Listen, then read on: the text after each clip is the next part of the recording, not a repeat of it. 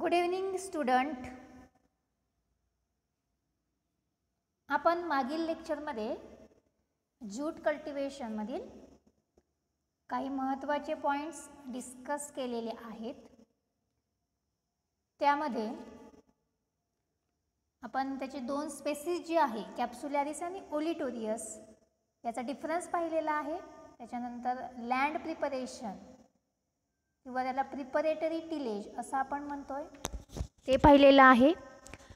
त्याच्यानंतर sowing time, sowing method, seed spacing त्याची किती आहे, सीड आणि स्पेसिंग यामध्ये आपण त्याच्या स्पेसीजनुसार वेगवेगळे सीड आणि स्पेसिंगसुद्धा त्याचप्रमाणे पाहिलेली आहे.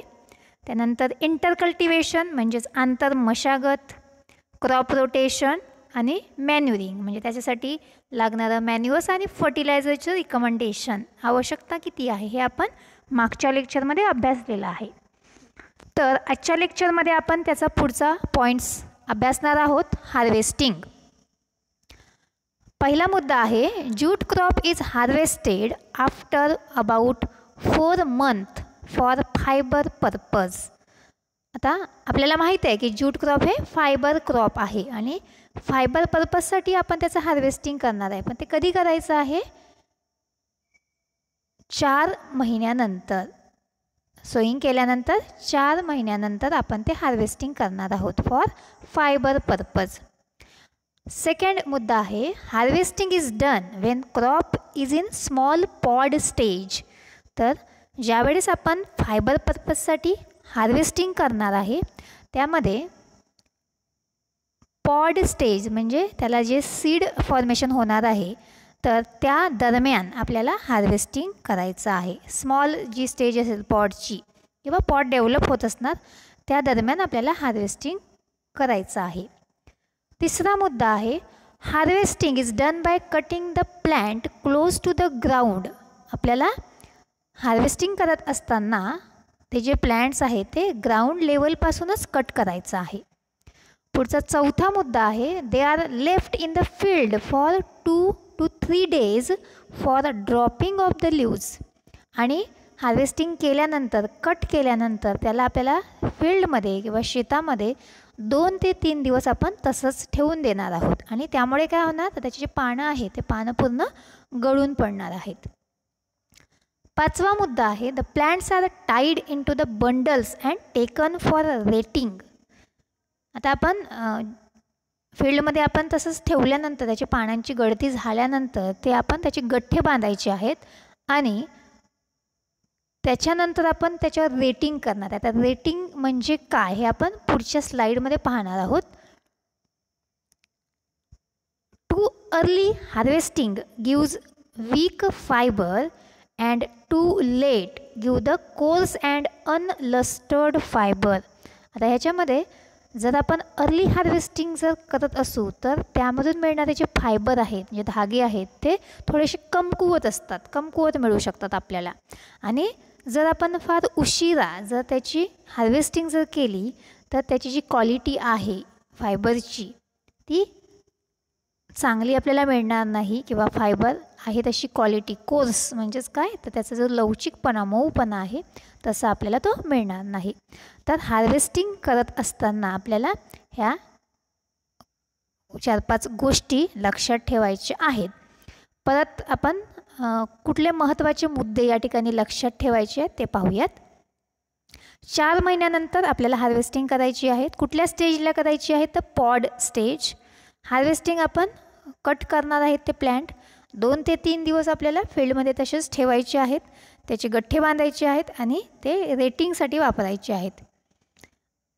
इतके 4-5 मुद्दे आपण इझिली लक्षात ठेवू शकतो आणि ते सोपे आहेत. ठीक आहे. याच्यानंतर पुढचा जो मुद्दा आहे तो आहे यील्ड. त्याचं प्रोडक्शन किती आपल्याला मिळू शकते तर यामध्ये यील्ड हे 2 स्पेसीजनुसार आहे. बघा ॲव्हरेज यील्ड आपल्याला दिलं आहे. पहिली स्पेसीज आहे कॉर्चोरस कॅप्सुलॅरिस. तर याचं जे ॲव्हरेज यील्ड आहे फायबर पर्पज आणि सीड पर्पज याचं दोघांचं दिलेलं आहे. फायबर पर्पजचं जे आहे ते आहे 10 ते 11 क्विंटल पर हेक्टर आणि फॉर सीड पर्पज म्हणजे सीडसाठी जर आपण त्याचं प्रोडक्शन घेत असू तर ते आहे 3.5 ते 4.5. 3.5 ते 4.5.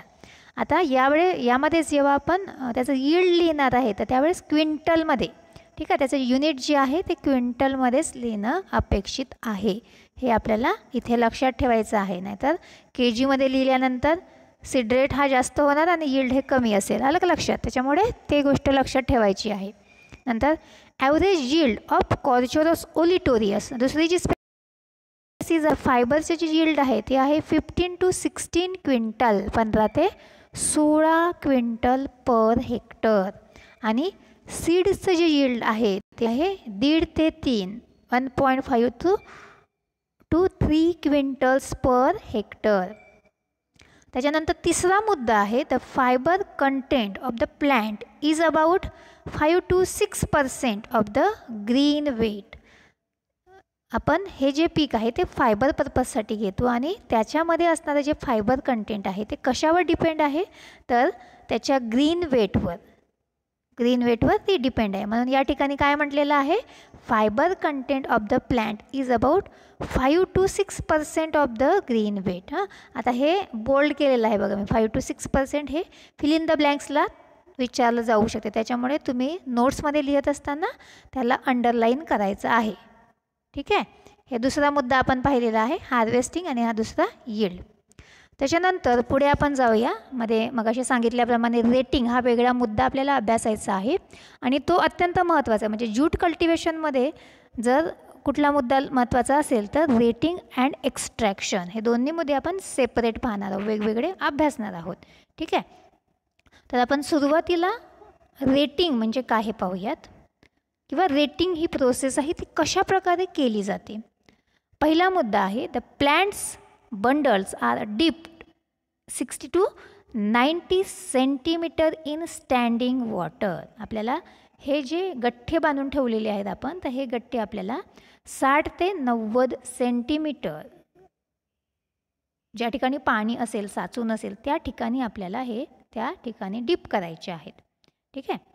Second, rating process is completed in 2 to 3 days. Rating process म्हणजे काय होणार आता बघा, रेटिंग म्हणजे काय, तर आपण पाण्यामध्ये 2 ते 3 आठवडे ठेवल्यामुळे ते कुजण्याची प्रक्रिया चालू होणार आहे. ठीक आहे, त्यालाच आपण काय म्हणतोय, रेटिंग असं म्हणतोय. आणि ही प्रक्रिया किती दिवसामध्ये पूर्ण होते किंवा किती आठवड्यामध्ये, तर 2 ते 3 आठवड्यामध्ये पूर्ण होते. आता या ठिकाणी 2 ते 3 आठवड्यामध्ये पूर्ण होते हे आपण अंडरलाईन करायचं आहे लिहित असताना परीक्षेमध्ये, कारण हे पण तुम्हाला विचारलं जाऊ शकते, फिल इन द ब्लँक्स. ठीक आहे. तिसरा मुद्दा आहे, the bark separate out easily from the wood due to the weakening of the pectin. आता आपण 2 ते 3 आठवडे त्याचे गठ्ठे बांधून पाण्यामध्ये ठेवल्यामुळे, भिजत ठेवल्यामुळे काय होणार, आता त्याचं पेक्टिन जे आहे ते त्याच्यापासून जे बार्क आहे किंवा जे धागे आहे ते आपण इझिली काय करू शकतो, वेगळे करू शकतो किंवा सेपरेट करू शकतो. आणि चौथा मुद्दा दिलेला आहे, over rating affect the quality of the fibre. आता समजा जर आपण असं म्हटलेलं आहे की रेटिंग प्रोसेस ही 2 ते 3 आठवड्यामध्ये कंप्लीट होते, पण जर आपण जास्त दिवस ते पाण्यामध्ये तसंच ठेवलं तर त्या फायबरच्या क्वालिटीवरती परिणाम होऊ शकतो. ठीक आहे, तर इतके 4-5 मुद्दे आपल्याला काय करायचं आहे, लक्षात ठेवायचे आहे. आणि त्यानंतर आपण यामध्ये बघा, आता फोटोग्राफ्स तुम्हाला दिसत आहेत. पहिल्या फोटोग्राफ्समध्ये काय दिसत आहे, तर जे गठ्ठे बांधलेले आहे ते पाण्यामध्ये ठेवताना या ठिकाणी दिसत आहे. दुसऱ्यामध्ये आता ते 2 ते 3 आठवडे झालेले आहेत, रेटिंग प्रोसेस पूर्ण झालेली आहे. त्यानंतर त्याचे फायबर आहे किंवा ते बार्क आहे ते सेपरेट या ठिकाणी काढताना आपल्याला दिसत आहे. आणि तिसऱ्या फोटोग्राफ्समध्ये ते काढून झालेले जे बार्क आहे किंवा फायबर आहे तर त्याला हँगिंग करायचं असते, कारण ते सुकवत ठेवायचे असतं उन्हामध्ये 2 ते 3 दिवस. तर ह्याच्यानंतरची जी तिसरी प्रोसेस आहे. ठीक आहे, तर हेच एकत्र रेटिंग आणि एक्स्ट्रॅक्शन हे प्रोसेस एकत्र आहे. याचे फोटोग्राफ्स जे आहेत, पहिल्या ह्याच्यात रेटिंगचे फोटोग्राफ्स आहेत, दुसऱ्या ह्याच्यामध्ये हे जे दाखवते तुम्हाला मी ते एक्स्ट्रॅक्शन कसं केलं जाते. ठीक आहे, हा मुद्दा आपण पुढे पाहणार आहोत. एक्स्ट्रॅक्शन म्हणजे काय, the completely retted stalks are taken out from the water. आता हे जे कुजलेले जे गठ्ठे आपण पाण्यामध्ये ठेवलेले होते, जे स्टॉक्स पाण्यामध्ये ते ठेवलेले होते, ते आपल्याला पाण्यामधून काढायचे आहेत. ठीक आहे, त्याच्यानंतर दुसरा मुद्दा काय लिहिलेला आहे, the fibre is removed by hand from stock known as extraction. एक्स्ट्रॅक्शनची डेफिनेशन आपल्याला विचारली जाऊ शकते. एक्स्ट्रॅक्शन म्हणजे काय? The fibre is removed by hand from stock. Stock आहे त्याचे जे स्टेम्स आहे म्हणून आपण त्याला, तर त्या स्टेम्समधून आपण फायबर रिमूव्ह करतो, त्या प्रोसेसला काय म्हटलं जाते? एक्स्ट्रॅक्शन म्हटलं जाते. ठीक आहे. The fibre is removed by hand from stock is non as extraction. तिसरा मुद्दा काय आहे? The extracted fibre is washed in clean water. आता हे जे आहे आपण गठ्ठे बांधलेले होते त्याचा फायबर एक्स्ट्रॅक्ट केलेला आहे, हे आपल्याला स्वच्छ धुवून घ्यायचे आहे स्वच्छ पाण्यामध्ये. हा तिसरा मुद्दा आहे. चौथा, then it is dried in sun for 2 to 3 days by hanging. आपल्याला काय करायचं आहे? 2 ते 3 दिवस आपल्याला उन्हामध्ये ते वाळत ठेवायचे आहेत, हँगिंग करून ठेवायचे आहेत. पाचवा मुद्दा आहे, the quality of fibre deteriorate due to delay in extraction. तर यामध्ये आपण जर एक्स्ट्रॅक्शन उशिरा केलं तर काय होऊ शकते? तर त्याच्या फायबरच्या क्वालिटीवरती परिणाम होऊ शकतो. आलं लक्षात? तर हे 2 जे आहेत पॉईंट्स हे अत्यंत महत्त्वाचे आहेत. किंवा तुम्हाला शॉर्ट नोट्स विचारली तर rating and extraction of jute असं विचारलं जाऊ शकते 2 मार्कासाठी किंवा जास्त 4 मार्कासाठी. आलं का प्रश्न हा लक्षात? किंवा जर क्वेश्चन विचारला तर how rating and extraction of fibre is done in jute असा सुद्धा प्रश्न विचारला जाऊ शकतो.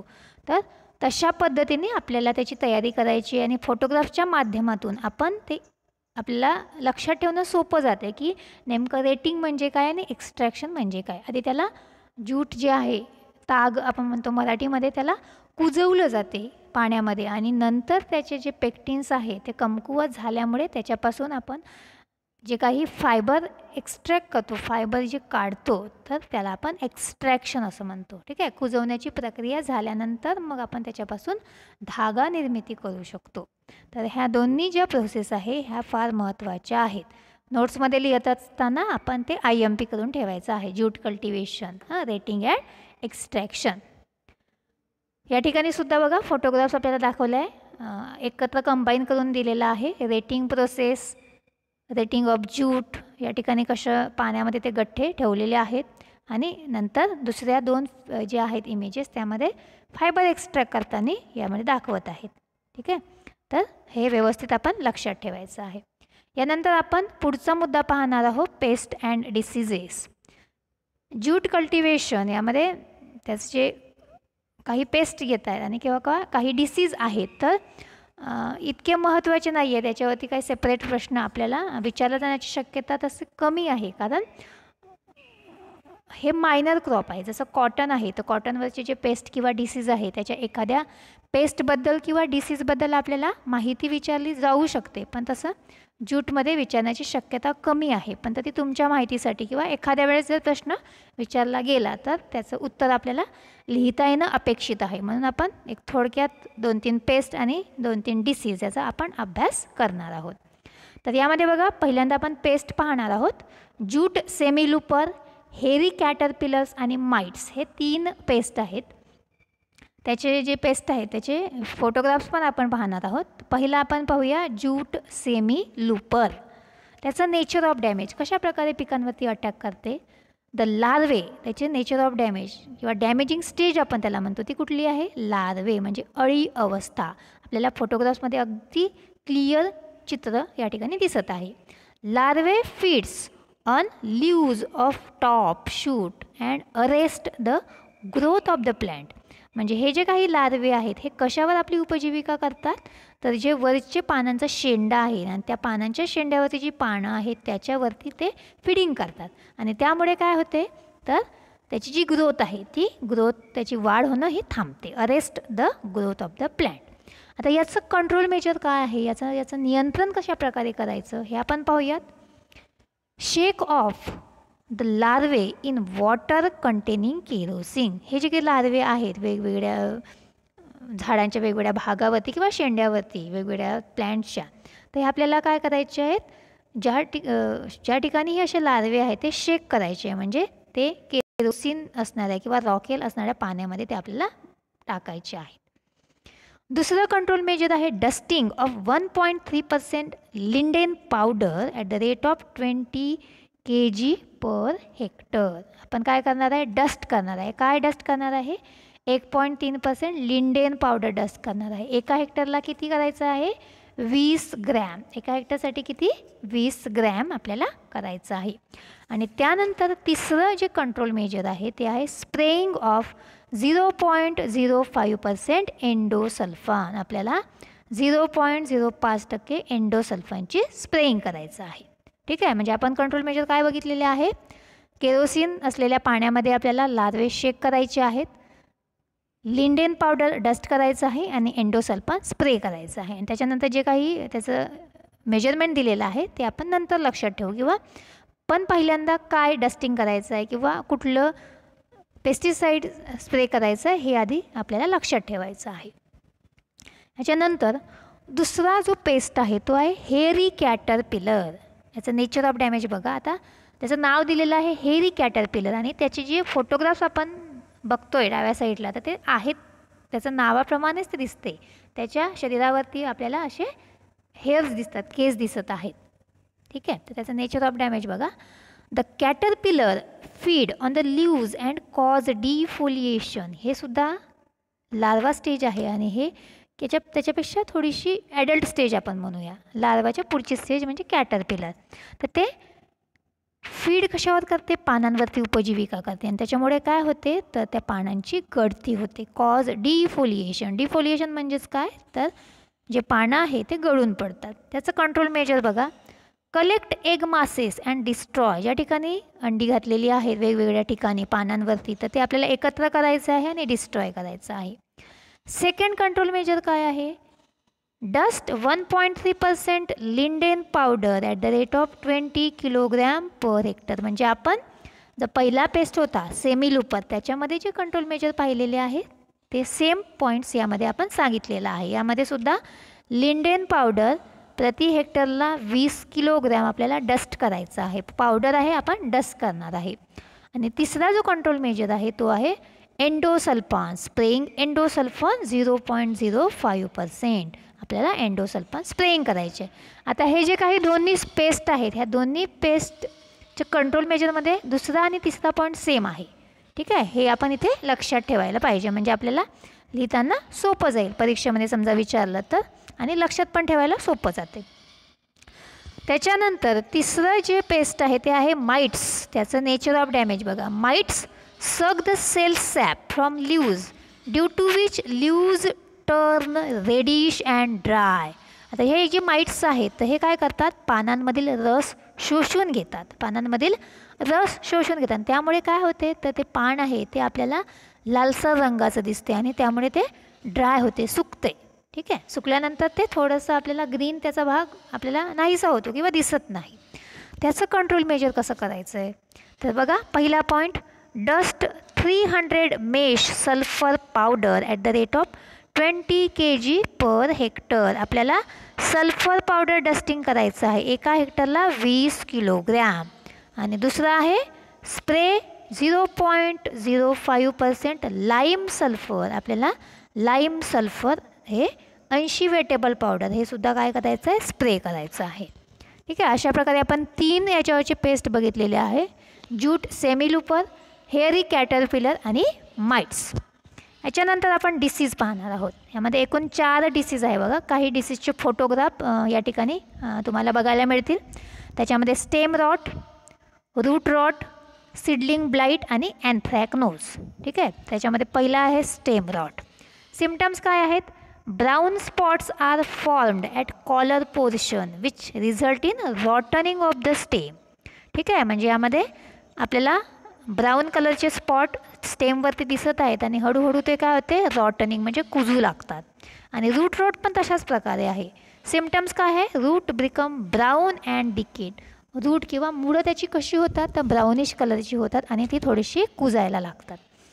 त्याच्यानंतर अँथ्रॅकनोज. आता अँथ्रॅकनोजमध्ये water soaked rounded coloured spots are formed on leaves. पानांवरती असे राउंडेड स्पॉट्स आपल्याला ब्राऊन कलरचे दिसतात.